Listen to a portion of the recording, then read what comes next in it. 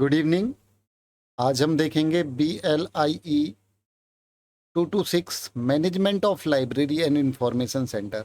जैसा कि हमने पिछले 2-3 वीडियोज में देखा है, 225, 224 और 223 के जो कुछ इंपॉर्टेंट क्वेश्चन हमने बनाए थे, तो मैं उम्मीद करता हूँ उसमें से काफ़ी आपकी मदद मिली होगी। आज हम देखते हैं आपके 226 के इम्पोर्टेंट क्वेश्चन, और पार्ट 2 भी हो, अगर ज़रूरत पड़ी तो पार्ट 2 बनाएंगे जिसमें हम शॉर्ट क्वेश्चन देखेंगे। अभी हम पहले लॉन्ग क्वेश्चन देखते हैं जो आपके 10-10 मार्क के आएंगे। तो सबसे पहले क्वेश्चन है मैनेजमेंट प्रिंसिपल एंड थ्योरीज। इसका जो इंग्लिश है वो यहाँ पे मैंने पूरा बनाया हुआ है, तो मैं दोनों PDF डाउनलोड कर दूंगा।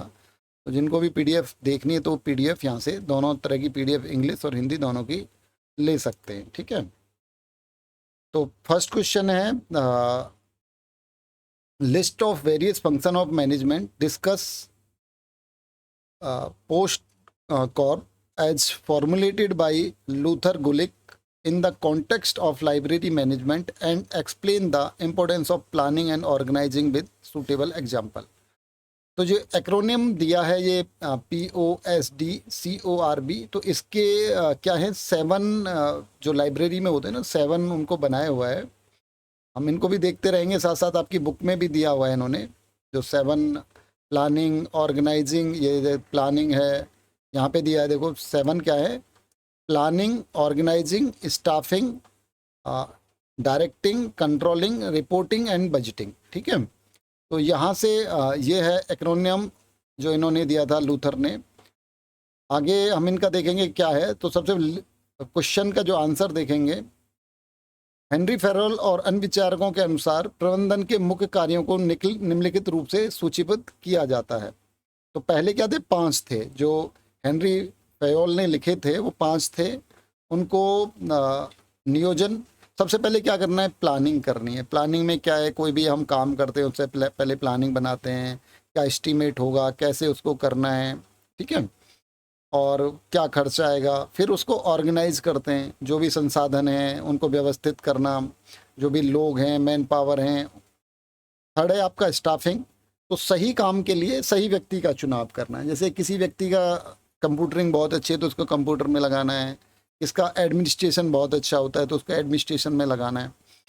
फिर है डायरेक्टिंग, तो जब काम चल रहा होता है तो उस समय पे क्या करना है, लोगों को दिशा निर्देश देने के, भाई ये काम को ऐसे करना है, इसको ऐसे करना है। जो आपके जो लेवल के डायरेक्टर होंगे उनमें आपने बताना है।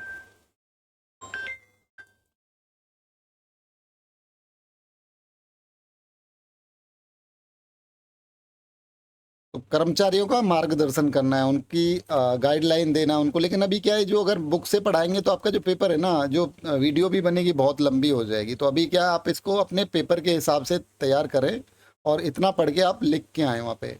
लास्ट है कंट्रोलिंग, तो जब वो काम चल रहा है उसमें काम को चलते वक्त उसको काम को कंट्रोल करना है। जो भी काम हो रहा है, ये एक मैनेजर के बड़े अच्छे वो है, मतलब एक जो एक मैनेजर होता है उसके जो गुण होते हैं, क्वालिटी होती है मैनेजर की है। फिर उसके बाद में क्या हुआ कि लूथर गुलिक नाम से एक वाय वैज्ञानिक, और उन्होंने प्रबंधक के कार्यों को एक वो दिया, एक्रोनिम दिया, जिसमें क्या है POSDCORB के रूप में किया कि भाई ये होगा। तो 7 हो गए। इसमें क्या हुआ, P फॉर प्लानिंग, पुस्तकालय के लक्ष्यों को तय करना, जैसे नए शैक्षणिक सत्रों के लिए पुस्तक खरीदने की योजना बनाना। तो इंग्लिश में भी आप देख लेना साथ के साथ, कोई वो नहीं है कि क्या करना है प्लानिंग में। Define library objective and method to achieve them, it include. तो ये दोनों मैं डाल दूंगा तो आप समझ लेना, दोनों को कर लेना उसमें। ऑर्गेनाइजिंग, फिर उसके बाद में स्टाफिंग, अच्छे लोगों की, योग्य लोगों की नियुक्ति करना। उसके बाद में डायरेक्शन देना, फिर कोऑर्डिनेशन करना, लोगों के बीच में तालमेल बना के रखना है जिससे कि चीज़ें बेहतर चल सकें। उसके बाद में रिपोर्टिंग, आपकी जो रिपोर्ट बनानी है कि कितना बजट खर्च हुआ, आगे के लिए आप क्या खरीदना चाह रहे हैं, और जो चांसलर हैं, वाइस चांसलर हैं, उनकी कमेटी को रिपोर्ट करना। बजटिंग, ये भी है कि बहुत ही इम्पोर्टेंट है आपके लाइब्रेरी के लिए। आपका जो पैसा आ रहा है, पैसा पहले आएगा कहाँ से, वो हो गया, प्लानिंग बना लिया आपने। अब जो पैसा आ रहा है वो सही जगह खर्च हो रहा है या नहीं हो रहा है, ये आपको बहुत ही इम्पोर्टेंट है कि देखना कि भाई इसमें पैसा जो आया वो सही जगह खर्च हो। अब आप इसमें क्या है कि आपके प्लानिंग और ऑर्गेनाइजिंग का महत्व क्या है। तो प्लानिंग क्या है? प्लानिंग ये अनिश्चितता को कम करती है, संसाधनों की बर्बादी को रोकती है, पुस्तकालय को एक निश्चित दिशा दे। पुस्तकालय कोई भी आपके जीवन में भी आप कोई काम कर रहे हैं, आप प्लानिंग बनाएं कि भाई मैं 10 साल बाद ये काम करूंगा, इसके लिए मैं आज 2000 रुपये जोड़ता हूं। तो ऐसी प्लानिंग आप बनाएंगे और उसमें आप एक कंटीजेंट भी बना के चलते हैं कि ऐसा नहीं हुआ तो ऐसा कर लेंगे। उदाहरण भी है, यदि कोई पुस्तकालय अपने मौजूद मैनुअल सिस्टम को RFID टेक्नोलॉजी में अपग्रेड करना चाहता हो तो इसके लिए बजट, समय सीमा कर जो ट्रेनिंग है उनकी ट्रेनिंग, आवश्यक उपकरणों का पूर्व नियोजन अनिवार्य है। ठीक है, तो ये सारी आपको PDF मिल जाएंगी। उसके बाद में ऑर्गेनाइजिंग, सारी चीज़ों को ऑर्गेनाइज करना, भाई ये काम कौन करेगा, किसकी अकाउंटेबिलिटी होगी, डुप्लीकेसी रुक जाएगी इससे। और उदाहरण के लिए एग्जाम्पल भी दिया है कि एक भाई कोई बड़ा यूनिवर्सिटी है, वहाँ पे आने पे क्लासिफिकेशन करना है, कैटलॉगिंग करनी है और टेक्निकल सेक्शन को सोखना, ये सारे काम आप कर सकते हैं। क्वेश्चन नंबर 2 है आपका साइंटिफिक मैनेजमेंट का क्या तात्पर्य है? फ्रेडरिक विल्सो टेलर ने क्या क्या बताया? वैज्ञानिक जो आपका है इसमें, और क्या बोला उन्होंने, वैज्ञानिक सिद्धांतों के नियमों का विस्तृत वर्णन कीजिए। और वैज्ञानिक प्रबंधन के अर्थ क्या है? वैज्ञानिक प्रवर्तन का तात्पर्य अंगूठे के नियम, thumb of rule. Thumb of rule एक मतलब काम चलाने वाला है। अगर हम थंब ऑफ रूल की बात करें, नीचे भी यहाँ पे दिया होगा थंब ऑफ रूल, ये क्वेश्चन, इसके क्वेश्चन को और भी थोड़ा वो किया, एलिब्रेट कार्यों का अधिकतम करना है। तो ये है कि जो आपका है कि थंब ऑफ रूल चलाना है, चलाना नहीं है, अभी काम को लॉजिकली समझना है, लॉजिकली समझ के करना। किसी काम को क्यों कर रहे हैं हम, कैसे करना है और इसमें क्या क्या समस्या आएंगी, तो लॉजिकली, तो not the thumb of rule, काम चलाना नहीं। किसी कार्य को करने के लिए पुरानी लकीर के फकीर वाले तरीकों को छोड़कर आधुनिक और वैज्ञानिक तरीकों का विकास किया जाना है, जिसमें कि आदमी, जैसे अभी क्या है, पुस्तकालय में पुस्तकों को सेल्फ में रखने के अंदाजे नहीं, बल्कि जो पद्धतियाँ हैं, DDC है, डेवी डेसिमल क्लासिफिकेशन या कॉलन क्लासिफिकेशन का उपयोग करना। सामंजस्य न कि विवाद, हारमोनी रखना है। ये इसके जो 4 मूल सिद्धांत हैं टेलर के, ये हैं आपकी यहाँ पे भी दिए होंगे, अगर आप ये बुक में भी आपके में हैं तो इनको आप देख सकते हैं। लेकिन वही है कि टाइम बहुत ज़्यादा जा रहा है तो इसमें हम यहीं पे कर लेते हैं। तो सामंजस्य, हारमोनी, कि आप एक इंसान हैं, आप मैनेजर हैं, बट मैनेजमेंट में आपने क्या कि जो आप जिन लोगों के साथ आप काम कर रहे हैं वो एक इंसान है, तो उनको इंसान की तरह ट्रीटमेंट करना है, ना कि एक रोबोट की तरह करना है। कॉपरेशन करना है, ठीक है ना, व्यक्तिवाद नहीं करना है कॉपरेशन। और उसमें क्या कि आपस में सभी लोगों का व्यक्तिगत स्वार्थ के लिए काम नहीं करना है, अपने ऑर्गेनाइजेशन के लिए काम करना है। और इंडिविजुअलिज्म को ज़्यादा बढ़ावा नहीं देना है, ग्रुप को ज़्यादा बढ़ावा देना है। प्रत्येक व्यक्ति को उसके ईच जो है बंदा, उसकी इफ़िशिएंसी का ज़्यादा से ज़्यादा यूज करना है। कर्मचारियों की कार्य क्षमता बनाने के लिए उनको क्या है, साइंटिफिक ट्रेनिंग देना है। ठीक है, क्योंकि एक था मैनेजमेंट, अब मैनेजमेंट को क्या साइंटिफिक बना दिया। साइंटिफिक मतलब उसको तर्क संगत बना दिया, तो तर्क संगत बनाने से चीज़ें ज़्यादा ठीक हो जाती हैं। अभी ये 3rd क्वेश्चन है आपका, हेनरी फ्योल द्वारा दिए गए प्रशासनिक सिद्धांतों की सूची बनाइए, समझिए कि इसका अनुप्रयोग पुस्तकालय के कार्यों को किस प्रकार कुशल बनाता है। ठीक है, क्वेश्चन है यहाँ पे, क्वेश्चन आप यहाँ पे पढ़ना, लिस्ट ऑफ प्रिंसिपल ऑफ, क्योंकि इनको फ्रांसीसी उद्योगपति हेनरी फ्योल को जनक क्यों कहा जाता है, जो क्वेश्चन थे 2 क्वेश्चनों को इसमें आपस में मर्ज करके लिखा है। तो इन्होंने 14 सिद्धांत बनाए थे, list of the Fayol principle. आपने क्या, डिवीजन ऑफ वर्क, कार्य का विभाजन। कार्य का विभाजन क्या है कि उस बंदे को काम देना है, उस व्यक्ति को काम देना है आपको, जो बंदा उस काम के लिए कैपेबल है, उस काम को तरीके से कर सकता है, उसको उस काम की नॉलेज है, उसको ट्रेनिंग हो रखी है, तो काम को ऐसे बांटना है। अधिकार और उत्तरदायित्व, अथॉरिटी और रिस्पॉन्सिबिलिटी। आप जब किसी को काम दे रहे हैं ना, अगर आप किसी को जिम्मेदारी दे रहे हैं, रिस्पॉन्सिबिलिटी दे रहे हैं, तो उसके साथ में उसको ना कुछ अथॉरिटी भी देना कि वो काम को कर सके। कई बार काम क्या होता है, अटक जाएगा। आपने काम तो दे दिया बट उसके पास अथॉरिटी नहीं है, वो अथॉरिटी के लिए पास ही कराने के उसमें रहेगा। अनुशासन, डिसिप्लिन, किसी भी ऑर्गेनाइजेशन को, चाहे वो लाइब्रेरी हो, चाहे कोई भी ऑर्गेनाइजेशन हो, तो वहाँ पे क्या करना है, आपने एक डिसिप्लिन, अनुशासन का विशेष ध्यान रखना है। काम के घंटे, लोगों का आना जाना, वही कि अच्छे तरीके से होना चाहिए।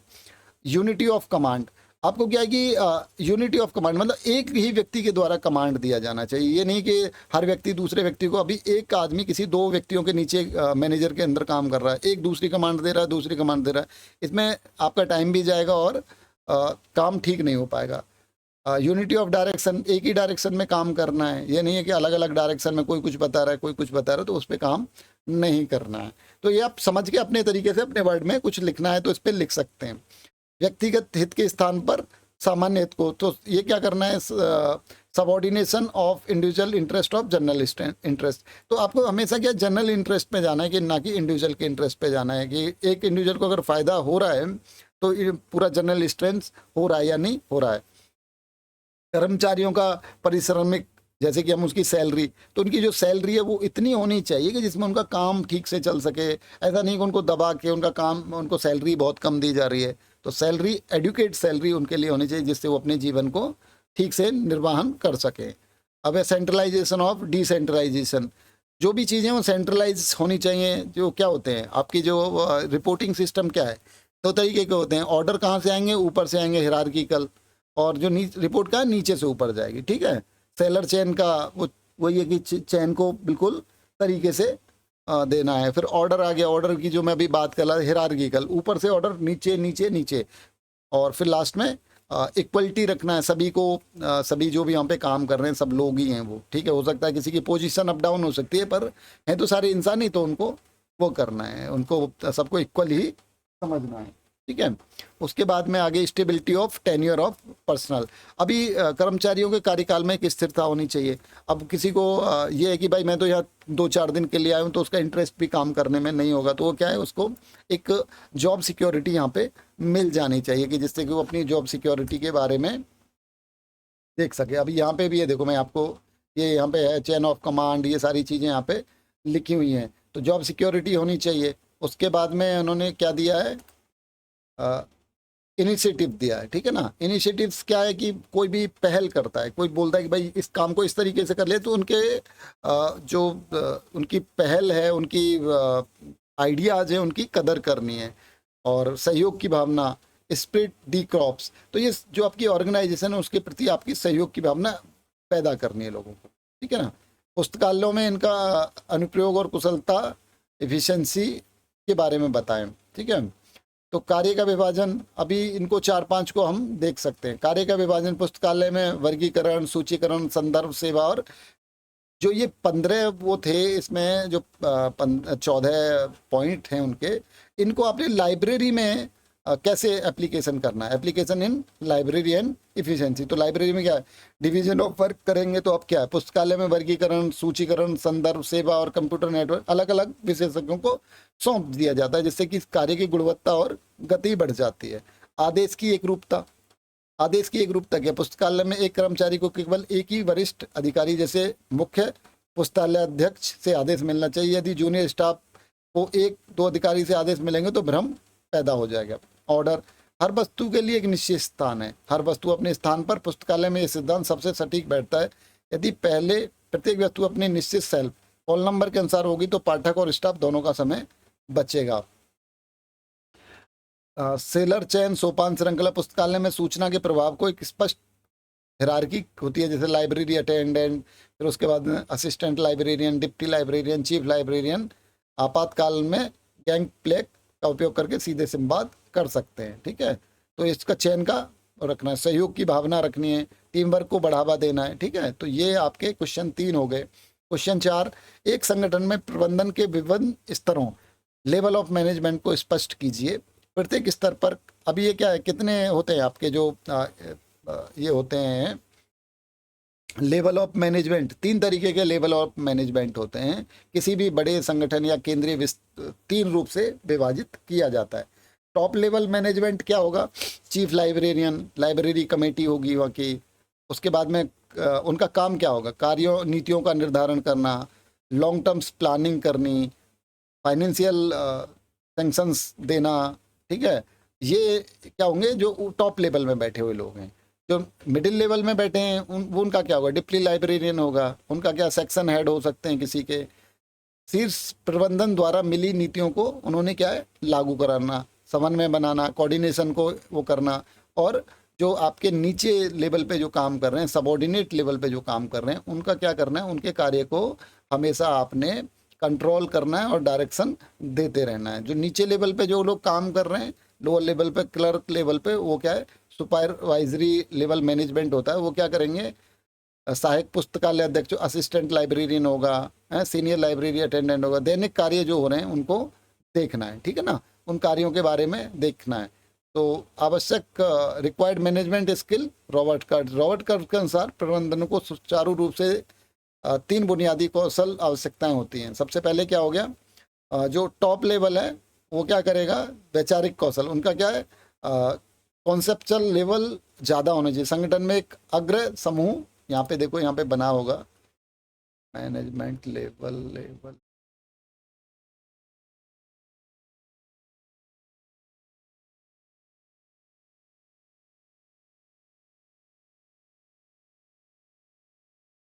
ये देखिए यहाँ पे, तो ये आपका दिखाया हुआ है कि आप यहाँ पे देख सकते हैं किसको क्या काम करना है, प्लानिंग करनी है, policy making, quality control and evolution, resource mobilisation, execution of activity, supervision, monitor, routine task, ये आप यहाँ पे देख सकते हैं, आपकी बुक में दिया हुआ है। तो सबसे पहले टॉप लेवल कर रहा है, दूसरा क्या है, लोगों को काम करने, संवाद करने, उन्हें प्रेरित करने, टीम का नेतृत्व क्षमता, ठीक है, टेक्निकल स्किल होनी चाहिए, जो नीचे बैठे हैं कंप्यूटर वगैरह उनको अच्छे से आना चाहिए, डीडीसी को आगे बारे में जानकारी होनी चाहिए, ठीक है। खंड है संपूर्ण गुणवत्ता और प्रबंधन, तो टोटल क्वालिटी और चेंज मैनेजमेंट के बारे में। अब यहाँ पे क्वेश्चन और 5 नंबर क्वेश्चन, टोटल जो आपका वो है ना सेक्शन बी, उसमें से क्वेश्चन है, तो टोटल क्वालिटी मैनेजमेंट को परिभाषित कीजिए, पुस्तकालयों में से लागू करने के लिए किन रणनीतियों पे मुख्य ध्यान देना चाहिए। तो सबसे पहले हम देखेंगे टोटल क्वालिटी मैनेजमेंट की डेफिनेशन क्या है। टोटल क्वालिटी मैनेजमेंट क्या है, देखो सबसे पहले क्वालिटी क्या होगी, कोई भी क्वालिटी आपको है तो क्वालिटी में कम लागत में ज़्यादा से ज़्यादा सर्विस यूजर को मिल सके, वो एक क्वालिटी है। बहुत सारी परिभाषाएं आपकी बुक में दी हुई हैं, तो एक बार आप उन परिभाषाओं को भी, डेफिनेशंस को देख सकते हैं, यूनिट 2 में आपकी में दी हुई हैं। वो ये कि आपके पास में ना इतना टाइम नहीं है अभी कि आप इन चीज़ों को ज़्यादा आप डीप पढ़ें, अभी आप फिलहाल के लिए ये रहा टोटल क्वालिटी मैंने। तो क्वालिटी की कुछ परिभाषाएं, quality is a fitness of use of purpose, quality is the degree which set of the inherent characteristic fulfil the requirement. तो डेवलपमेंट, ये सारी चीज़ें आपके क्वालिटी की नीड क्यों हैं, कस्टमर सेटिस्फैक्शन, ये सारी चीज़ें यहाँ पे आ गई। तो आप हम यहाँ पे देखेंगे तो टोटल क्वालिटी क्या है। टोटल क्वालिटी मैनेजमेंट में टोटल क्वालिटी एक प्रबंधन मैनेजमेंट अप्रोच है जो किसी संगठन के सभी सदस्यों की भागीदारी के माध्यम से दीर्घकालीन सफलता पर आधारित है। इसका मुख्य उद्देश्य उपयोगकर्ता की संतुष्टि, यूजर सेटिस्फैक्शन, यहाँ पे देख रहे थे ना, user satisfaction, customer satisfaction, happiness, तो ये सारी चीज़ें इसमें आती हैं। किसी भी संगठन के तो संगठनों द्वारा जो जितने भी लोग वहाँ पे काम कर रहे हैं सभी का, तो टोटल लोग हो गए उसमें, तो प्राप्त करने के लिए सभी प्रक्रियाओं को निरंतर कंटिन्यूअस इम्प्रूवमेंट की रिक्वायरमेंट रहती है। पुस्तकालय के संदर्भ में अगर हम बात करें तो सूचनाओं, संसाधनों, तकनीकी प्रोसेसिंग और उपयोगकर्ता सेवाओं, यूजर सर्विस की गुणवत्ताओं को इस प्रकार सुधारना चाहिए कि पाठकों की सूचनात्मक आवश्यकताओं को न्यूनतम त्रुटि के और अधिकतम गति से पूरा किया जा सके। तो यहाँ पे आप देख लेंगे ना, क्वेश्चन नंबर 5 है, ये इंग्लिश वाला है आपका, तो दोनों PDF आपको मिलेंगी वहाँ पे। ये आपके जो बोध है ना, कौन इंग्लिश वाला जो पार्ट था वो भी है यहाँ पे, नंबर 6, टोटल क्वालिटी मैनेजमेंट। तो अब यहाँ पे आप यूजर सेंट्रिक ओरिएंटेशन होना था। इम्प्लीमेंटेशन में क्या करना है आपको, यूजर सेंट्रिक ओरिएंटेशन करना है। Shifting the library from the library centre model, तो जो यूजर आ रहा है उसको सेंट्रिक वो करना है कि आपको सारी चीज़ें, अब यहाँ पे क्या पुस्तकालय में TQM को लागू करने के लिए रणनीतियाँ, तो सबसे पहले क्या है आपका यूजर सेंट्रिक पुस्तकालय की हर गतिविधि, जैसे पुस्तकों का चयन, open access system, digital library interface, पाठकों, छात्रों और शोधकर्ताओं की आवश्यकताओं को केंद्र में बनाई जानी चाहिए। जो भी वहाँ पे पॉलिसी बनाई जाएंगी वो किसको बनाई जाएंगी, यूजर सेंट्रिक अप्रोच होगा। कंटिन्यूअस इंप्रूवमेंट होगा, पुस्तकालय की सेवाओं में छोटे लेकिन निरंतर सुधार किए जाने चाहिए। उदाहरण के लिए कैटलॉग की त्रुटियों को धीरे धीरे कम करना या दस्तावेज वितरण को कम समय करना, कर्मचारियों को एम्प्लॉय एम्पावरमेंट हो जाएगा आपका। आपका एम्प्लॉय हैं उनका एम्पावरमेंट होना, उनको ट्रेनिंग देना, breaking down the rigid top down to structure, ये सारी चीज़ें करनी है आपको अपने उसमें। उसके बाद में आपका होगा फैक्ट बेस्ड डिसीजन मेकिंग। पुस्तकालयों में आंकड़ों जैसे सर्वाधिक पढ़ी जाने वाली पुस्तकें, फुटफॉल काउंट, ई रिसोर्सेज यूज, इनकी नीतियाँ आपको बनानी है। यूजर फीडबैक लेना है आपने, चलाना कैसे है, user feedback, processing analysis, staff training, service improvement करना है, और कंटिन्यूस लूप, ये कंटिन्यूस चलाते रहना, तो ये आपकी बढ़िया चलते रहेगी। ध्यान देने वाली बातें क्या होगी आपकी इसमें, की कंसिडरेशन क्या होगा, लीडरशिप कमिटमेंट होगी। मुख्य पुस्तकालय अध्यक्ष जो मेन लाइब्रेरियन है और उनकी जो समिति है वो TQM को समर्पित है, टोटल क्वालिटी मैनेजमेंट। तो इसमें टोटल का मतलब क्या है, यहाँ पे टी का जो मतलब है, तो टोटल क्वालिटी में टी का मतलब है जो जितने भी लोग वहाँ पे हैं आपके, तो वो सारे लोग उसमें इन्वॉल्व हों। जैसे कि टोटल क्वालिटी मैनेजमेंट, टी में क्या है, it means everyone in the organisation, जो भी ऑर्गेनाइजेशन में is responsible for quality irrespective for their position and function. इस बात से कोई मतलब नहीं कि उनकी पोजीशन क्या है, इस बात से कोई मतलब नहीं वो क्या फंक्शन कर रहे हैं। In this way it tech system view with is the executive and, आपने उनका यूज करना पूरा। क्वालिटी आपको बता ही दिया, मैनेजमेंट, कंटिन्यूस इंप्रूवमेंट। तो ये आपको आपको थोड़ा थोड़ा आइडिया लग जाएगा, तो आप वहाँ पे आसानी से अपने आंसर लिख पाएंगे, ठीक है ना। फीडबैक सिस्टम होना चाहिए, कल्चर चेंज में पुस्तकालय में पारंपरिक कामकाजी माहौल को बदलकर एक कोऑपरेटिव उत्तरदायित्व माहौल बनाना है। पाठकों के लिए क्या सजेशन पेटी रखनी है, ऑनलाइन सर्वे रखना है, ये सारी चीज़ें करके हम उनको बेहतर कर सकते हैं। डब्ल्यू एडवर्स डेमिन को जापानी गुणवत्ता क्वालिटी मिरेकल की नींव रखने का श्रेय दिया जाता है। इस संदर्भ में पुस्तकालयों को बेहतर करने के लिए उनके जो 14 नियम बनाए थे उन्होंने, उसके बारे में चर्चा करनी है। तो 14 सिद्धांत क्या है उनके, डेमिन के 14 लाइब्रेरी एप्लीकेशन क्या है, create consistency of purpose. Consistency में लगातार निरंतरता रखनी है। पुस्तकालय का मुख्य उद्देश्य केवल पुस्तकें जमा करना नहीं क्या है, बल्कि सूचनाओं का प्रसार करना। इस उद्देश्य के प्रति कंटिन्यूसी होनी चाहिए, ठीक है। नई विचारधारा को अपनाना, अडॉप्ट न्यू फिलॉसफी। तो आजकल युग में नई नई चीज़ें चेंज हो रही हैं, उसके हिसाब से आपको ऑटोमेशन जैसी चीज़ों को बढ़ावा देना, और सामूहिक निरीक्षण पर निर्भरता समाप्त करना। अभी क्या हो रहा है कि मतलब शुरुआत से ही काम को इतना सटीक जैसे त्रुटिहीन कैटलॉगिंग किया जाए, बार बार जांच की आवश्यकता ना पड़े, केवल कीमत के आधार पर व्यवसाय न करना। End of the practice awarding business, पुस्तकें, पत्रकारें या सॉफ्टवेयर जैसे ILMS की खरीद केवल न्यूनतम दर न देखें, बल्कि वेंडर की विश्वसनीयता और गुणवत्ता भी देखनी है।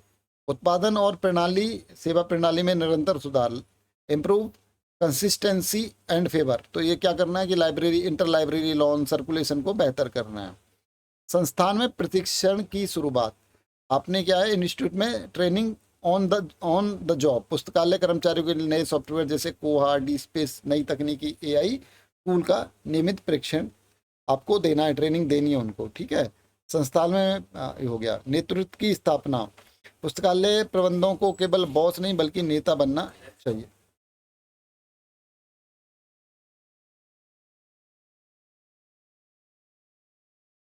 इंस्टीट्यूट लीडरशिप, पुस्तकालय प्रबंधन को केवल बॉस नहीं बल्कि नेता बनना चाहिए, तो स्टाफ का मार्गदर्शन कर सकें। ड्राइव आउट ऑफ फियर, कर्मचारियों में ऐसा माहौल बनाएं कि वे काम के दौरान होने वाली तकनीकी गलतियों को स्वीकार कर सकें और सीख सकें, न कि सजा के डर से उन्हें छुपाएं। विभावों के बीच बाधाओं को तोड़ना, एक्विजिशन, तकनीक और संदर्भ अनुभागों को एक टीम की तरह मिलकर काम करना। नारेबाजी और लक्ष्यों को हटाना, केवल नारे लिखने के बजाय कर्मचारियों को बेहतर कार्य वातावरण के लिए उपलब्ध कराएं। संख्यात्मक लक्ष्यों को हटाना, प्रतिदिन 100 किताबें कैटलॉग करने जैसे दबाव वाले लक्ष्यों के स्थान पर कार्य की गुणवत्ता पर ध्यान केंद्रित करें। कारीगरों के गौरव की बाधाओं को हटाना, remove barriers of pride of workmanship. पुस्तकालयों में छोटे कर्मचारी जैसे सेल्वर और अटेंडेंट के काम की सराहना करें ताकि वे अपने काम को पर गर्व कर सकें। शिक्षा और आत्म सुधार को बढ़ावा देना, कर्मचारियों को सेमिनार, ओरिएंटेशन प्रोग्राम और रिफ्रेशर कोर्स में भाग लेने के लिए प्रोत्साहित करना, परिवर्तन को पूरा करने के कार्रवाई करना, take action on the employees the transformation, पुस्तकालय के सभी स्तरों पर बदलाव के लिए सक्रिय कार्यबल तैयार करना। तो आप ये अंग्रेजी में जो है इसको भी आप साथ साथ देख सकते हैं, मैं अभी भेजूंगा तो उसमें आप देख लेना। पुस्तकालयों में परिवर्तन प्रबंधन, चेंज मैनेजमेंट की अवधारणा को समझाइए। पुस्तकालयों के प्रिंट से डिजिटल स्वरूप में हो रहे वर्तमान संक्रमण के विशेष संदर्भ में बदलाव की रणनीतियों और प्रक्रियाओं की व्याख्या कीजिए। Explain the concept of change management in libraries. Explain the strategy and process of change with special reference to the current transition of library from print to digital format. परिवर्तन की अवधारणा, concept of change management. Change management क्या है? एक structural approach है जो किसी संगठन को उसकी वर्तमान स्थिति से एक नई और बेहतर भविष्य की स्थिति में सुचारू रूप से ले जाने की कार्य करता है। पुस्तकालयों में तकनीक, उपयोगकर्ता की बदली आदतें और बजटीय बदलावों के कारण परिवर्तन प्रबंधन अनिवार्य है। प्रिंट से डिजिटल, रणनीति और प्रक्रियाएं। पुस्तकालयों का ई लाइब्रेरी या डिजिटल पुस्तकालय में बदलना एक बड़ा तकनीक और सांस्कृतिक परिवर्तन है। इसे क्रूट लेविन के चेंज मॉडल से समझें। तैयारी, तकनीक व सांस्कृतिक बदलाव, नियमित अभ्यास। तो इसमें कौन कौन से? अनफ्रीजिंग, यथास्थिति को तोड़ना। इस चरण में बदलाव की आवश्यकता को स्वीकार किया जाता है और कर्मचारियों को इसके लिए मानसिक रूप से तैयार किया जाता है। इसके लिए क्या आप बनाएंगे, रणनीति क्या बनाएंगे अपनी? पुस्तकालय स्टाफ के साथ बैठक करना, उन्हें समझाना कि डिजिटल संक्रमण से उनका काम आसान होगा और पुस्तकालय की प्रासंगिकता बनी रहेगी। उनके मन से नौकरी जाने या तकनीक ने सीख पाने का डर दूर करना। चेंज ऑब्लिक मूविंग, यह वास्तविक संक्रमण का चरण है जहां नई प्रणाली को लागू किया जाता है। बुनियादी ढांचा, computer, high speed internet, scanner और डिजिटल लाइब्रेरी सॉफ्टवेयर जैसे ग्रीनस्टोन डी स्पेस की व्यवस्था करना। Content selection, e books, online database and open access संसाधनों की सदस्यता लेना। एक्सटेंसिव ट्रेनिंग, जो आपके एम्प्लॉयज़ हैं उनका मेटा डेटा का निर्माण करना, डिजिटल संरक्षण करना, कॉपीराइट कानून का व्यवहारिक प्रशिक्षण देना। रिफ्रीजिंग, इस चरण में नए डिजिटल तौर तरीकों को पुस्तकालय की दैनिक कार्य का हिस्सा बनाना ताकि लोग पुरानी आदतों पर वापस न लौटें। रणनीति, डिजिटल लाइब्रेरी के उपयोग में नए नियम, एसओपीज बनाना। उत्कृष्ट कार्य करने वाले जो स्टाफ है, जो आपके एम्प्लॉयज़ हैं, उनको क्या है? रिवार्ड देना। उपयोगकर्ता को यूजर ओरिएंटेशन प्रोग्राम चलाना ताकि डिजिटल संस्थानों का अधिकतम लाभ उठा सकें। क्वेश्चन नंबर 8, स्वॉट एनालिसिस से आप क्या समझते हैं?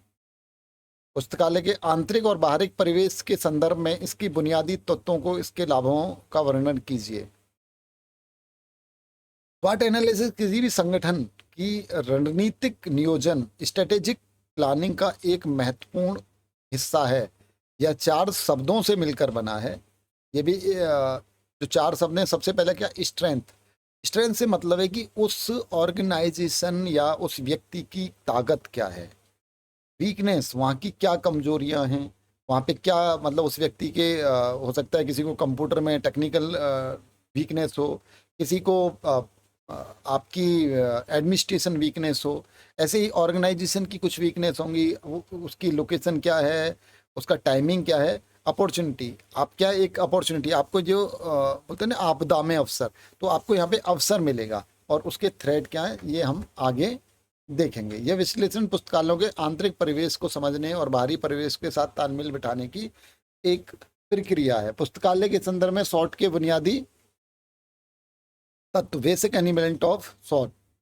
सबसे पहले इन्वायरमेंट, एलिमेंट पुस्तकालय के संदर्भ में उदाहरण, रियर कलेक्शन, आंतरिक शक्तियां क्या हैं, अत्यधिक कुशल और तकनीकी प्रशिक्षित कर्मचारी, केंद्रीय विश्वविद्यालय का शहर के मध्य में, वही जो मैं बता रहा हूँ कि आपको लोकेशन, बजट अनुदान की कमी ना होना, ये क्या है इसकी शक्ति है, ठीक है ना।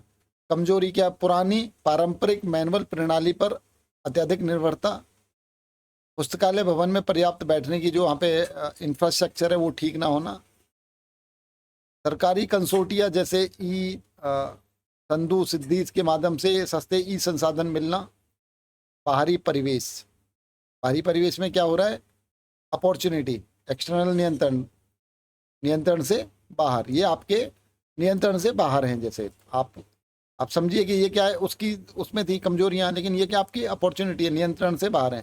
सूचना प्रौद्योगिकी, आईटी के उपयोग से विस्तार सेवाएं और रिमोट एक्सेस देना, राष्ट्रीय डिजिटल लाइब्रेरी के साथ साझेदारी करना, ये अपॉर्चुनिटी आ गई आपके। पुस्तकालय के संदर्भ में लाइब्रेरी, गूगल, विकिपीडिया और ओपन एक्सेस टूल के कारण पाठकों का पुस्तकालय में नहीं आना, ये आपकी क्या है, चुनौतियां चल रही हैं, ठीक है। और ई रिसोर्सेज और पत्रिकाओं की सदस्यता के लगातार वृद्धि होना, पायरेसी, साइबर सिक्योरिटी का खतरा। पुस्तकालय प्रबंधन में स्वास्थ्य के बेनिफिट्स क्या हैं, अब इससे क्या क्या आपको बेनिफिट होंगे। स्ट्रेटेजिक प्लानिंग, यह पुस्तकालय के आगामी 5 से 10 वर्षों का विजन डॉक्यूमेंट तैयार करने में मदद करता है। संसाधनों का मैक्सिमम उपयोग, जो ऑप्टिमाइजेशन होता है, उससे हम जो उनका बेस्ट उपयोग हम कर सकते हैं, तो ये हमें एक अपॉर्चुनिटी के रूप में हम बुला सकते हैं। रिस्क मैनेजमेंट, ये आने वाली चुनौतियां जैसे बजट कटौती, तकनीकी बदलावों को पहले से तैयार करता है, पुस्तकालय को तैयार रखता है। सेवाओं में सुधार, सर्विस गैप एनालिसिस, यह प्रबंधन को यह स्पष्ट दिखाता है कि पाठक पुस्तकालय से दूर क्यों जा रहा है, तो इसे कैसे हम वापस ला सकते हैं। Human resource and financial management, जो आपका सेक्शन सी है इस बुक का, तो इसमें क्या है, सेक्शन सी में क्वेश्चन नंबर 9, पुस्तकालयों में मानव संसाधन नियोजन क्या है। पुस्तकालय के एचआरएम विभागों के विभिन्न कार्यों और पुस्तकालय कर्मचारियों के लिए प्रशिक्षण और विकास के महत्व पर चर्चा कीजिए। तो एचआर प्लानिंग क्या है, उसमें मानव संसाधन नियोजन, ह्यूमन रिसोर्स प्लानिंग, वह प्रक्रिया जिसके द्वारा एक पुस्तकालय यह सुनिश्चित करता है, एक लाइब्रेरी क्या करती है, सुनिश्चित करती है कि उसके पास सही समय पर सही संख्या और सही योग्यता वाले कर्मचारी उपलब्ध हों, जो पुस्तकालय के लक्ष्यों को कुशलतापूर्वक पूरा कर सकें। यह भविष्य की जनशक्ति की आवश्यकताओं का पूर्वानुमान लगाने से उनके ऑप्टिमम उपयोग की एक रणनीति बना सकता है। पुस्तकालय के एचआर विभाग के विभिन्न कार्य, क्या क्या विभाग, एचआर क्या क्या होता है, ह्यूमन रिसोर्स मैनेजमेंट है एचआर, तो ये क्या करेंगे, आपके कहीं पे भी होगा, विश्वविद्यालय या कोई यूनिवर्सिटी लाइब्रेरी है।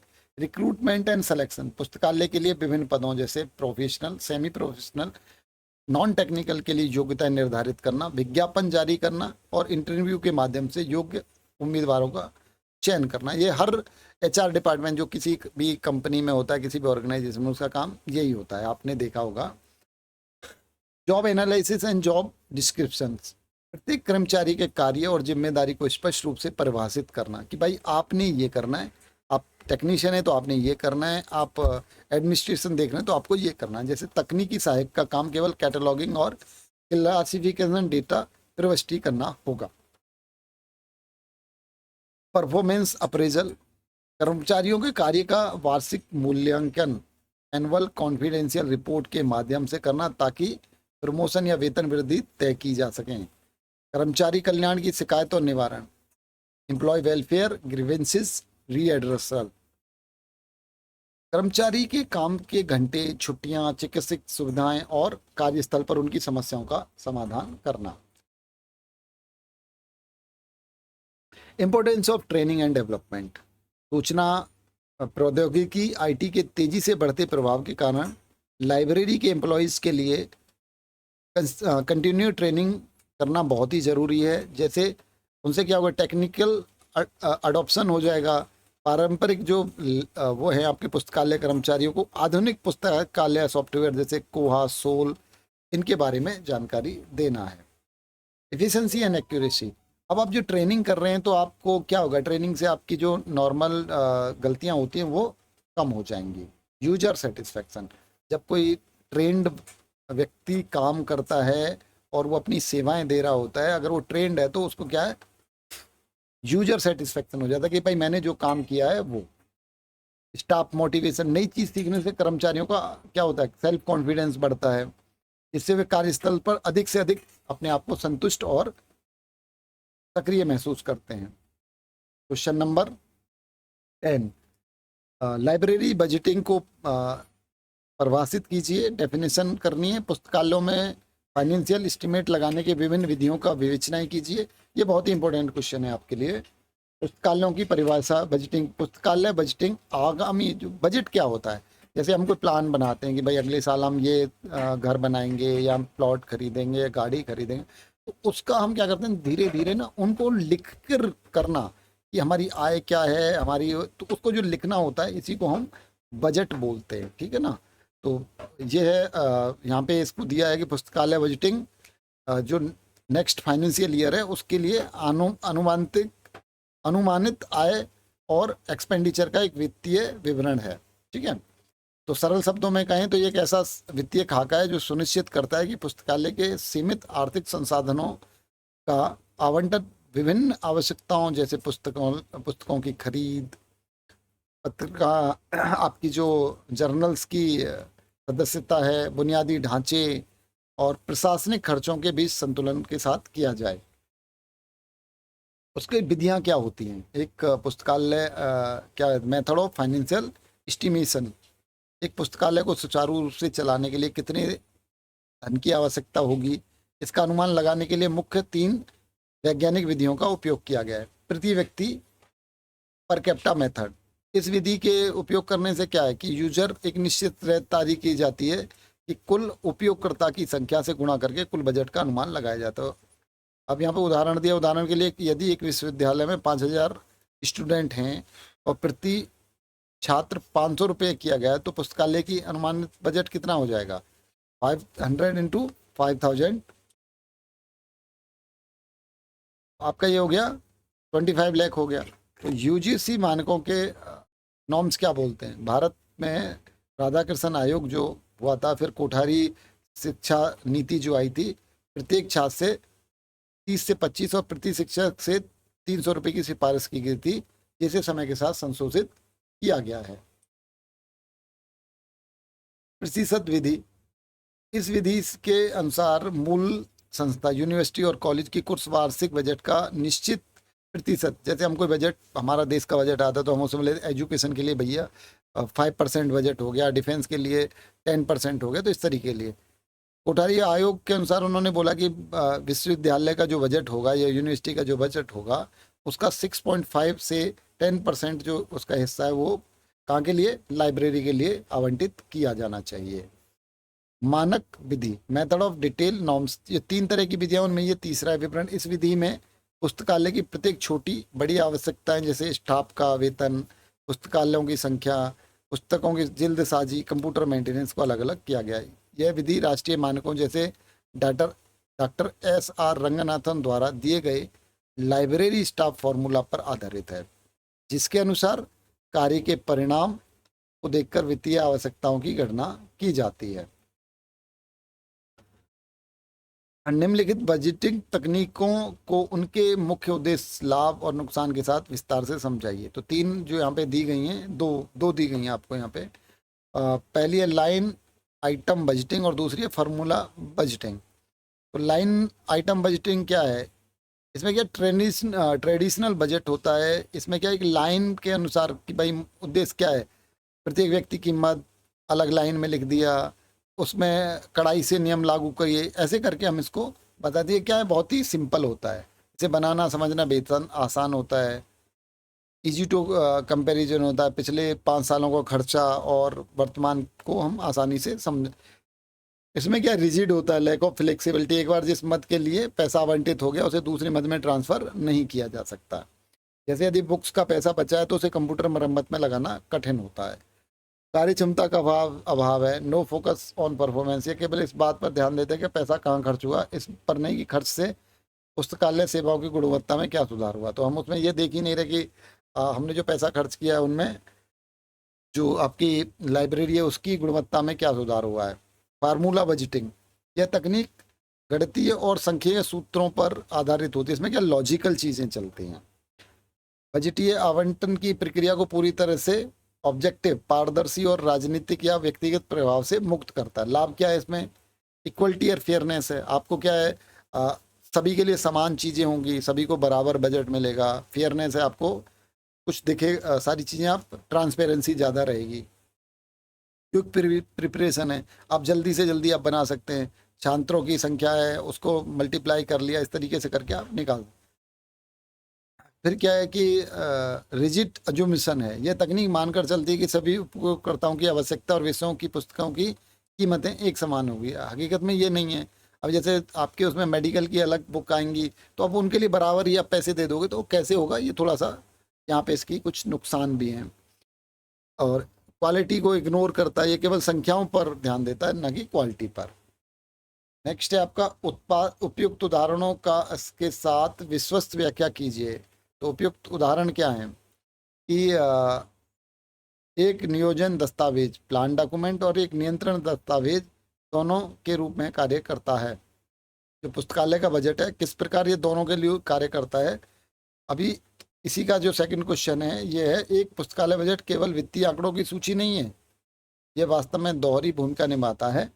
यह मार्गदर्शन का भी काम करता है और एक नियामक का भी काम करता है। एक नियोजन दस्तावेज के रूप में बजट, तो बजट क्या है, फ्यूचर ओरिएंटेड होता है। यह पुस्तकालय की आगामी वर्ष की प्राथमिकताओं, लक्ष्यों लक्ष्यों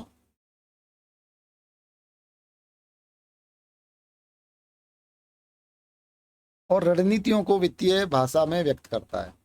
बजट बनाते समय पुस्तकालय पहले से ये योजना बनाता है कि वह अपने सीमित संसाधनों को कहाँ और कैसे खर्च करेगा। यह पुस्तकालय की भावी विकास का जो मतलब आने वाले फ्यूचर में जो विकास है उसके लिए।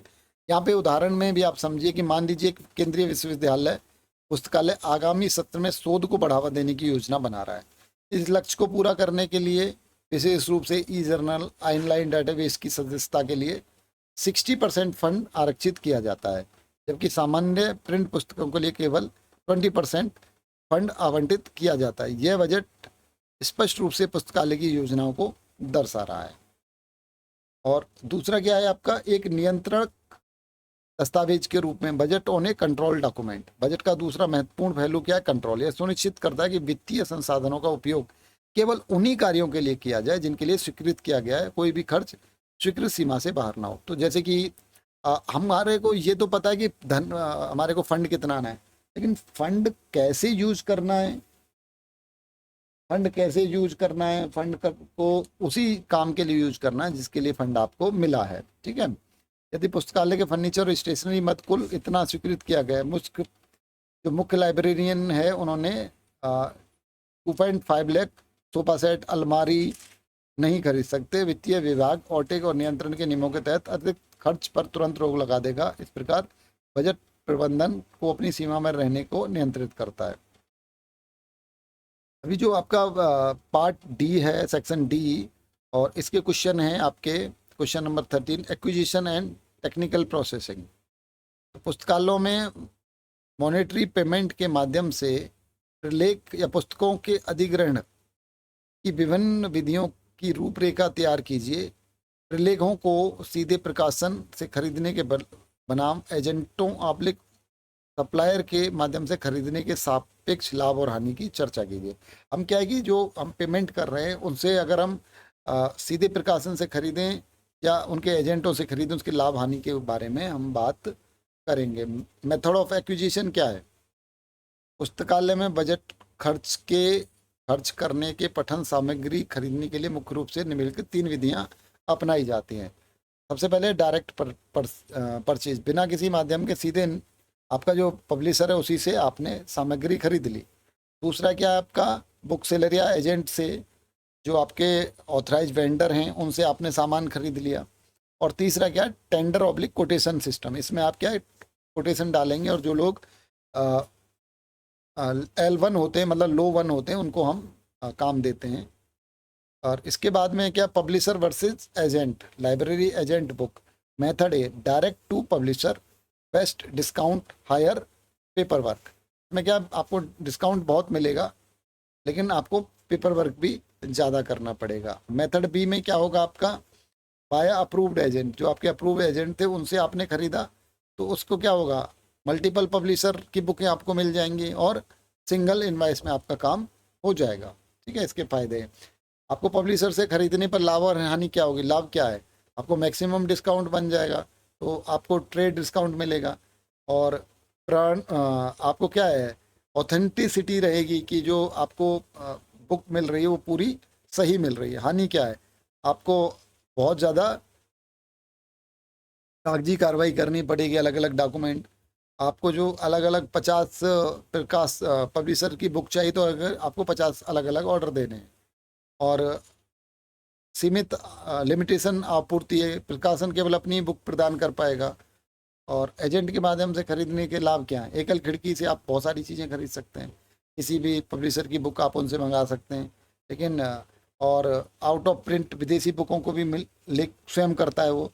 डिसएडवांटेज, लोअर डिस्काउंट है, देरी की संभावना, रिस्क ऑफ डिले हो सकता है। ठीक है, तो ये दो चीज़ हैं। पुस्तकालय की परिग्रहण नीति और प्रक्रिया। ठीक है, तो ये क्या है, एसेसिंग पॉलिसी ऑफ प्रोसीजर को समझाइए। पुस्तकालय में परिग्रहण, एक्सेशन रजिस्टर की उपयोगिता, जो एक्सेशन रजिस्टर उसकी उपयोगिता और उसके लाइब्रेरी क्या है यहाँ पे, outline the utility, structure and importance of the accession register. जो एक्सेशन रजिस्टर आपका लाइब्रेरी में होता है तो उसकी तीनों चीज़ों के बारे में पूछा है। Accessing policy and procedure, accession कैसे हो जाए, वह प्रक्रिया जिसके द्वारा पुस्तकालय में स्थायी रूप से जोड़े जाने वाली प्रत्येक पुस्तक का प्रलेख, जो उसकी एंट्री है, एक विशिष्ट क्रम संख्या में यूनिक नंबर में दी जाती है, जिसे एक्सेशन नंबर कहते हैं। यह लाइब्रेरी की मुख्य संपत्ति पंजी में प्रविष्ट करने की औपचारिक प्रक्रिया है। ये क्या होता है, जैसे कि आप देखेंगे कोई भी आपका वो है लाइब्रेरी है, तो कोई भी बुक आपने खरीदी, वेंडर से खरीदी, आपने डायरेक्ट पब्लिशर से खरीदी, तो सबसे पहले क्या होगा, आपके पास में बुक आएगी तो आपने सबसे पहले एक रजिस्टर है उसमें आपने एंट्री कर दी, उसमें एक सीरियल नंबर रहेगा और एक बुक आई। तो इससे क्या होगा, बाद में आप उसको कॉल नंबर दीजिए जो भी देना है, लेकिन एक्सेशन नंबर में एंट्री हो जाएगी। आप बिल का मिलान कर दें, प्रत्येक पुस्तक की तकनीकी जांच की जाती है। इसके बाद रजिस्टर में प्रविष्ट करके पुस्तक को मुख्य पृष्ठ, गुप्त पृष्ठ और अंतिम पृष्ठ पर पुस्तकालय की स्टाम्प लगा दी जाती है, तो उसमें एंट्री कर दिया।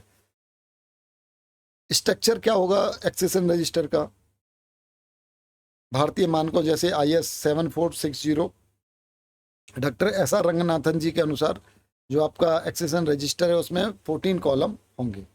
उसमें क्या होगा, सबसे पहले जो कॉलम है उसमें फर्स्ट कॉलम क्या है आपका, कॉलम फील्ड है, विवरण, डेट, एक्सेशन नंबर, लेखक। आपके पहले कॉलम कौन थे, 1 2 हो गए कॉलम, 14 कॉलम है ना। विवरण आ गया, पहले में आ गया सबसे पहले डेट, जिस दिन पुस्तक दर्ज की गई, फिर आ गया एक्सेशन नंबर। दूसरे में क्या, थर्ड नंबर पे क्या है, ऑथर कौन है बुक का, टाइटल क्या है, एडिशन कौन सा है बुक का, place and publication name, year of publication, how many page, कौन से वॉल्यूम की बुक है, क्लास नंबर क्या है, बुक नंबर क्या है, सोर्स क्या है, वेंडर ने दिया है, किसी ने दान दिए, खरीदी है, कॉस्ट क्या है, और लास्ट में क्या है, टिप्पणी। तो 14 क्या है, ये 14 आपने ऐसा रंगनाथन जी ने दिया था कि एक जो एक्सेशन नंबर होगा उसको हमने बनाते वक्त क्या क्या उसमें सब हेडिंग्स बनानी है। यूटिलिटी एंड इम्पोर्टेंस क्या है एक्सेशन रजिस्टर की, यह पुस्तकालय की कुल संपत्ति का आधिकारिक और कानूनी प्रमाण है। मतलब जो भी बुक आई तो उसमें आप लिख देंगे। ऑडिट, वित्तीय जो ऑडिट होता है, ऑडिट कंप्लेंट्स है, सरकारी और संस्थागत ऑडिट के समय इसको फिजिकल वेरिफिकेशन करते हैं। यूनिक आइडेंटिफिकेशन है, यदि एक पुस्तकालय में एक ही पुस्तक जैसे इग्नू पाठ्यक्रम की 10 प्रतियां, तो उन सभी का जो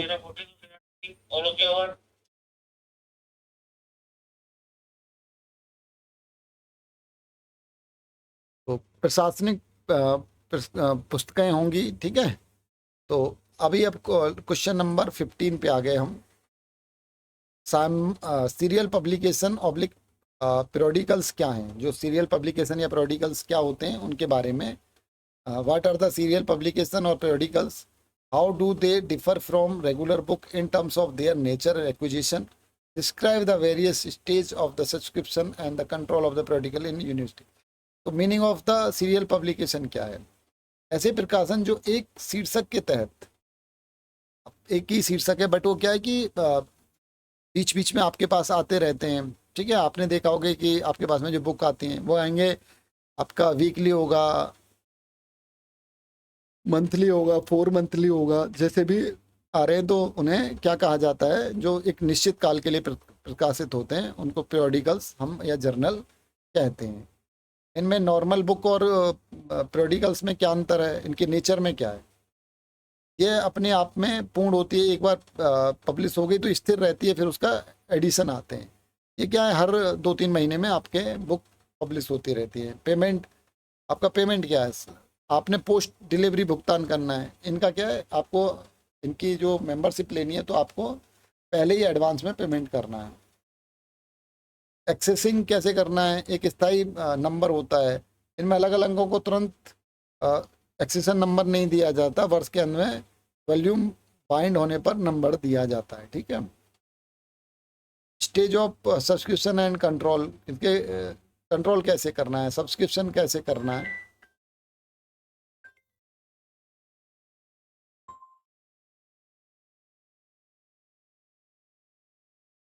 विश्वविद्यालय यूनिवर्सिटी लेवल पर जो आपकी पीरियोडिकल्स हैं उनके 3 रूप से उनको हम करते हैं: selection, approval, advance payment, registration via 3 card system, claim name, missing issues. तो ये ऐसे करते हैं। सबसे पहले क्या सिलेक्शन एंड अप्रूवल होता है, जो डिफरेंट आपके डिपार्टमेंट हैं वो उनको मंजूरी देते हैं। एडवांस रिन्यूअल पेमेंट करना होता है, रजिस्ट्रेशन करना होता है। तो जो 3 कार्ड है उनमें सबसे पहले रजिस्टर कार्ड हो गया, उसके बाद में चेक कार्ड हो गया, और सबसे बाद में क्लासिफाइड इंडेक्स कार्ड हो गया, ठीक है। फॉलो अप एक्शन करते हैं कि भाई बुक आई या नहीं आई, हमने जो कोई मिस तो नहीं हुआ है। 14 नंबर है आपका टेक्निकल प्रोसेसिंग सेक्शन क्या है, जो आपकी लाइब्रेरी में टेक्निकल प्रोसेसिंग सेक्शन क्या है। पुस्तकों को सेल्फ तक पहुंचाने में उनका क्लासिफिकेशन और कैटलॉगिंग में शामिल व्यावहारिक जो चरण है उनको अभी बताना है कैसे कैसे होता है। तो तकनीकी जो आपका प्रोसेसिंग सेक्शन है वो एक पुस्तकालय का क्या है, उसे हम माइंड कह सकते हैं, बैक ऑफिस कह सकते हैं। यहाँ अधिग्रहण अनुभागों से प्राप्त नई पुस्तकों को वैज्ञानिक रूप से व्यवस्थित किया जाता है ताकि वे पाठकों को आसानी से खोजने योग्य बन सकें। इसके 2 मुख्य स्तंभ हैं। इनको क्या है, हम इसको ही टेक्निकल बोलते हैं, जो क्लासिफिकेशन और कैटलॉगिंग करते हैं। तो क्या क्लासिफिकेशन में क्या करना है, व्यावहारिक चरण क्या है। सबसे पहले जब कोई बुक आएगी तो उसको हमें कैसे क्या क्या करना है। तो सबसे पहले क्या होगा, न्यू बुक अराइव हो गई, फिर वो कहा जाएगी टेक्निकल क्लासिफिकेशन, फिर कैटलॉगिंग, और लास्ट में लेबलिंग एंड सेल्विंग हो जाएगी। सबसे पहला क्लासिफिकेशन है, चरण 1 क्या आपका क्लासिफिकेशन। पुस्तक के मुख्य विषय को समझकर एक प्राथमिक भाषा या कोड नंबर देना, जिसे क्लास नंबर कहते हैं, ठीक है। Class number plus book number मिलके क्या बनाते हैं, कॉल नंबर बनाते हैं। फिर क्या है सिस्टम, अब कौन सी सिस्टम में हमने उसको यूज किया है, डीडीसी में उसको नंबर दिया या कॉलन क्लासिफिकेशन में दिया है। यदि एक पुस्तक भारतीय इतिहास हिस्ट्री ऑफ हिस्ट्री पर आती है तो डीडीसी उसको 941 नंबर दिया जाएगा। यह पुस्तक काले में मौजूद भारतीय इतिहास की सभी पुस्तकों को एक ही सेल पर रखने की में मदद करता है। अब कैटलॉगिंग क्या हो गई, कैटलॉगिंग में हम क्या करते हैं, जो उसकी और जानकारी है उनको मेटा डेटा, जैसे का ऑथर कौन है, पब्लिकेशन डिटेल्स क्या हैं, फिजिकल डिस्क्रिप्शन क्या है, ये तरीका तय करना। अब उसमें क्या होगा कि जो ये वाला है इसको हम कैटलॉगिंग रूल कौन सा चल रहा है, AACR 2 चल रहा है। तो ARCR2 के माध्यम से हम उसका, और अगर हमें इसे कंप्यूटर में डालना है तो उसको क्या है ना, मशीन रीडेबल कैटलॉगिंग मार्क 21 से हमने करनी है। उदाहरण के लिए नियमों के अनुसार यदि पुस्तक का लेखक है तो कैटलॉग कंप्यूटर में ओपैक में प्रविष्टि उपनाम से शुरू होगा, सिंह शैलेंद्र के साथ ही पुस्तकों का शीर्षक, प्रकाशन की प्रविष्टि, ताकि कंप्यूटर पर सर्च करने से पुस्तक की लोकेशन जान सकें। प्रिपरेशन ऑफ सेल्विंग, अब आपका क्या हो गया, क्लासिफिकेशन हो गया, और उसका कैटलॉगिंग के बाद उसको पुस्तक को क्या है, आपको उस पर एक लेबल लगाया जाता है और उसको बुक पॉकेट के डेस्क स्लिप में लगाई जाती है और उसको क्या सेल्फ में रख दिया जाता है।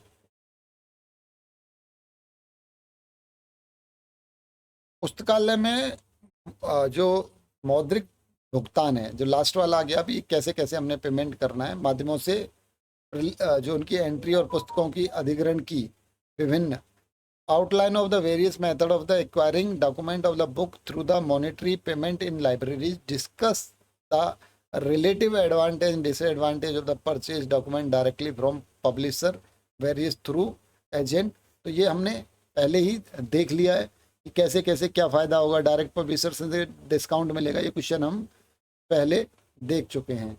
ये शायद मुझे लग रहा है दोबारा दोबारा यहाँ पे डला हुआ है, ठीक है। प्रबंधन की प्रिपरेशन ऑफ सेल्विंग, हाँ ये आ गया आपका, ये लास्ट है यहाँ पे। तो कंट्रोलिंग जो है आपकी, discuss the nature and importance of the controlling function of management, explain how control method are use to regulate the library circulation system. Circulation क्या होता है लाइब्रेरी में, बुकों को इश्यू करना, बुक को रिसीव करना, रिन्यू करना, ये सारा आपका सर्कुलेशन में आता है, ठीक है ना। तो nature and importance of controlling, controlling प्रबंधन की एक नियामक कार्य है जो सुनिश्चित करता है कि संगठन की वास्तविक गतिविधियां पूर्व निर्धारित योजनाओं, मानकों और निर्देशकों के अनुरूप हो रही हैं या नहीं। यह निरंतर चलने वाली फ्यूचर ओरिएंटेड करेक्टिव प्रक्रिया है। ये केवल गलतियों को ढूंढने वाली भविष्य में उन्हें रोकने के लिए की जाती है।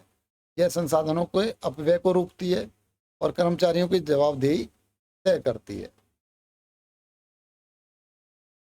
रेगुलेटरिंग सर्कुलेशन सिस्टम, सर्कुलेशन सिस्टम में हम क्या करते हैं, सर्कुलेशन सिस्टम वह विभाग है जहाँ पाठकों को पुस्तकें जारी, वापस और नियंत्रण स्थापित करने के लिए क्या क्या किया जाता है। सबसे पहले due date, book return, over dues. तो उसमें क्या करेंगे, ड्यू डेट आइटम कंट्रोल कर देंगे, तय करेगा कि भाई 3 पुस्तकें केवल 14 दिन के लिए मिल सकती हैं, ये मानक निर्धारण का हिस्सा है। अगर ओवर ड्यू हो गई तो उनके ऊपर क्या है, कुछ फाइन लगाते हैं और RFID वगैरह लगा के, जिससे कि हमें पता लगता है कि बुक को अगर कोई बिना इश्यू के बाहर वापस लेना चाहता है तो गेट पर क्या है, मैंने जो पिछले उसमें बताया था आपको, वहाँ पे क्या है आपका RFID और बर्जर बजना शुरू हो जाएगा। नो ड्यू सर्टिफिकेट, सेमेस्टर के अंत में या संस्थागत छोड़ने पर नो ड्यूज लेना अनिवार्य है। पुस्तकालयों में पठन सामग्री खराब होने और नष्ट होने के विभिन्न बाहरी कारण, जैसे जैविक, भौतिक, ये कैसे कैसे वहाँ पे बुक खराब हो सकती है। तो सबसे पहले क्या है, इन्वायरमेंट और फिजिकल फैक्टर है, टेम्परेचर है, रिलेटिव ह्यूमिडिटी है। हाई टेम्परेचर या हवा की ह्यूमिडिटी के साथ काजों के रिश्तों को कमज़ोर कर देती है। यदि नमी 70% से अधिक हो जाए तो पुस्तकों में फंगस लगने की संभावनाएं बढ़ जाती हैं। तापमान में बार बार उतार चढ़ाव होने से कागज़ क्या है, सिकुड़तेगा, फैलेगा और ख़राब हो जाएगा। सूर्य की अल्ट्रावायलेट जो रेज हैं वो क्या करेंगी, कागज़ के सेल्यूलोज को नष्ट कर देती हैं और पीला और कमज़ोर हो जाता है। बायोलॉजिकल कारण क्या हो सकते हैं, कीड़े मकोड़े हो सकते हैं, बुक वार्म्स हो सकते हैं, जो दीमक हो सकती है, पुस्तकों को खा जा सकती है, फफूंद वगैरह हो सकती है। केमिकल क्या हो सकते हैं, एसिड, आधुनिक कागज़ के निर्माण में उपयोग वाले रसायन जैसे फिटकरी, रोसिन हवा की नमी के साथ मिलकर एसिड बनाती हैं और ये एसिड कागज़ को अंदर से जला देता है। जैसे कभी कभी आपने देखा होगा, जैसे आप किसी किताब के पन्नों को टच करेंगे या पेज को तो टूट जाते हैं। एटमॉस्फेयर पोल्यूशन, हवा में मौजूद सल्फर डाइऑक्साइड और नाइट्रोजन ऑक्साइड गैस कागज़ के साथ मिलकर सल्फ्यूरिक एसिड बनाती हैं जो कागज़ के ख़त्म कर देता है। ह्यूमन रिसोर्स क्या हो सकती हैं, अनुचित रख रखाव, ह्यूमन क्या करेगा, फाड़ देगा बुक को, पेन चला देगा गलत जगह पे, यही पुस्तकों को ख़राब करना है। पुस्तकालय के प्रलेखों को यह संरक्षण, बाइंडिंग की आवश्यकता और उद्देश्यों पर चर्चा कीजिए। तो संरक्षण किस लिए किया जाता है कि भाई एक्सपेंडिव लाइफ को बढ़ाना है, स्ट्रक्चरल स्ट्रेंथ को बढ़ाना है, आर्थिक इकोनॉमिक सेविंग करनी है। तो ये आपके बाइंडिंग के प्रकार कितने हैं आजकल। तो जल्दसाजी है, ये पुस्तक के बाहरी बोर्ड पर प्रीमियम चमड़े जैसे ढका जाता है, सबसे महंगा बाइंडिंग है। उपयोग अत्यंत दुर्लभ वोहों के लिए ये यूज किया जाता है, जैसे कि हम मैन्युस्क्रिप्ट वगैरह में इसका यूज करते हैं। इसमें पुस्तकों की रीढ़ और चारों कोनों पे चमड़ा लगाया जाता है, बाकी को हिस्सों को मजबूत कपड़ा वगैरह लगा के छोड़ दिया था। बाइंडिंग के प्रकार, हाफ लेदर बाइंडिंग, सजावटी कागज चिपकाया जाता है। कागज आप वहाँ पे सूती वस्त्र भी इस्तेमाल कर सकते हैं, कागज भी लगा सकते हैं।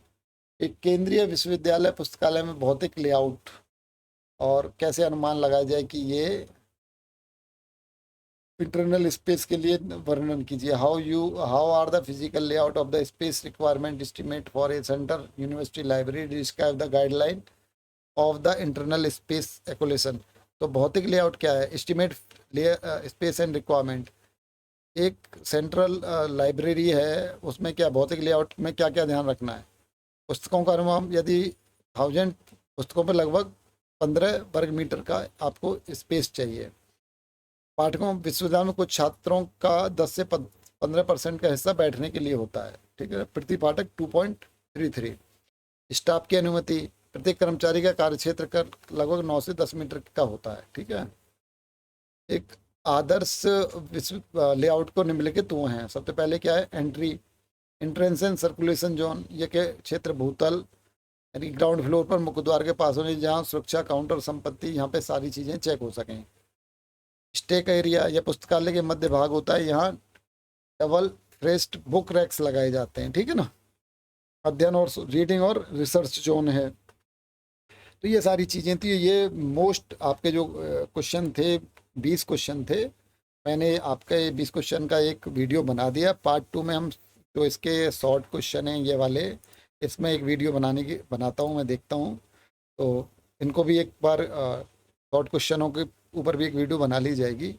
आप इसको देखें तो मुझे लगता है कि इसको करने के बाद आपको अच्छे मार्क मिल जाएंगे। और चैनल को लाइक करें, सब्सक्राइब करें, क्योंकि इसके बाद में जो पेपर होगा आपका 2 to 7 का, उसकी जो फ्री क्लासेस चलाई जाएंगी वो आपके व्हाट्सएप पे चलाई जाएंगी। तो चैनल को अगर आप सब्सक्राइब कर लेंगे तो मैं उस पर नोटिफिकेशन भेजूँगा, जिससे कि आपको आने वाली नोटिफिकेशन मिल जाए।